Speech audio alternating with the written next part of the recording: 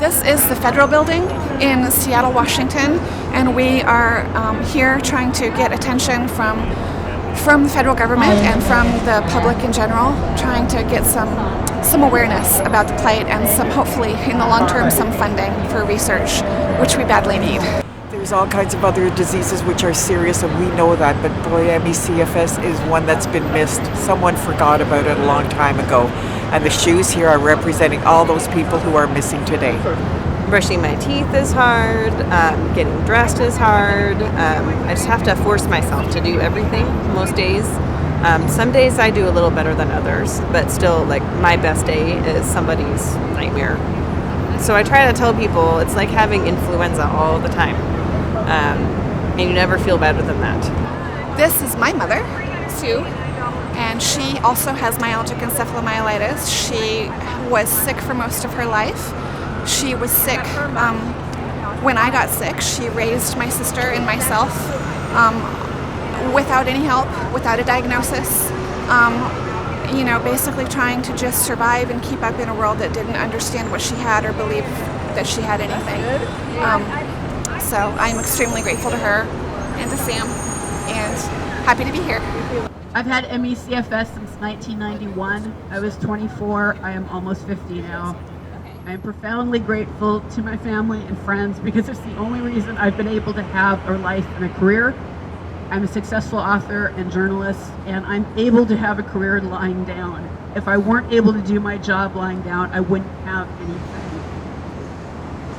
No one who knew me when I was healthy has ever doubted this was physical in origin. Like everyone here, I went through dozens of doctors until I found a really good one who believed me and who followed the research. As I advise everyone to remind skeptics, the Center for Disease Control now estimates there are 1 million of us in the United States with MyCFS. The World Health Organization puts the figure at 17 million worldwide.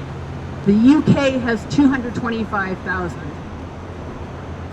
The Institutes of Medicine report that came out last year from one of the most estimable and most important scientific and medical organizations in the nation clearly, irrefutably concluded this is physical in origin and that it was always physical in origin. We're telling the truth, and for God's sakes, what would be our motive to lie? Because I have not been able to receive Social Security benefits, my income is state welfare. I live on $197 a month. Because Social Security says that I made this all up. But I have never once been able to see a specialist. I have never been able to see a doctor that understands my disease. I believe that this is a women's issue. We need more feminists to get involved. This is modern day hysteria. Back in the day, they used to, it didn't matter what disease you had, you could have depression or cancer and they would smack you with the label of hysteria. And in the UK, they call ME neurasthenia, which is the other name for hysteria. So this issue from 1880 is still alive in 2016.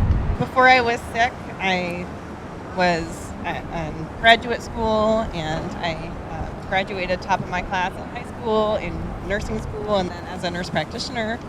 I was very active, played a lot of sports, and really social, and just enjoyed life and was happy and outgoing and looked forward to the future.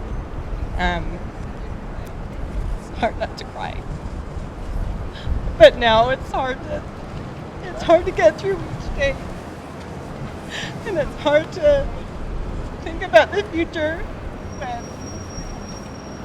everything that I do, I have to force myself to do. And I just want to be, a good mom. I'm sorry. It's okay. We're with you. It means so much to me that there's other people that also are sick and they can relate.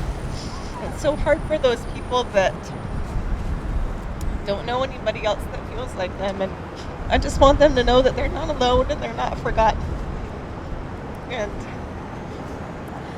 I just really hope and I pray that there's the funding for research and that doctors are properly educated and that people can find help, and so they can feel better and not have to just be surviving, that they can actually live a life too like everybody else.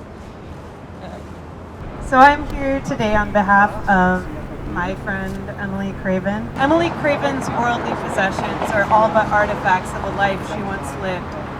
Dust now measures the distance between her and the onset of MyCFS. Photographs of a once happy and healthy daughter, sister, and friend are all that remain. Her life has been boxed up. Alive, she has been archived. She was 20 when she was kidnapped by MyCFS. She is now 34, on bed rest, allergic to light, sensitive to sound, affected by cognitive dysfunction. She is cared for by her mother. Ask me how I have suffered as a witness to this illness, and I will tell you. This disease, this epidemic, has no boundaries. Its victims are prisoners. Those sick are held captive. My friend has been missing for 14 years, and it feels like she was murdered.